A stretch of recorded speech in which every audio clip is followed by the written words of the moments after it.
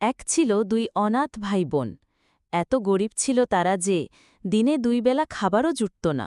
একদিন তারা ঠিক করল জঙ্গলে ঘুরতে যাবে, সঙ্গে নিল সামান্য শুকনো খাবার।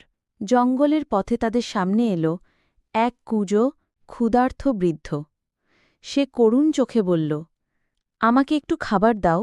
অভাবের মাঝেও দয়ালু হল ভাই বোন। নিজেদের সামান্য ভাত আর রুটি বৃদ্ধকে দিয়ে দিল।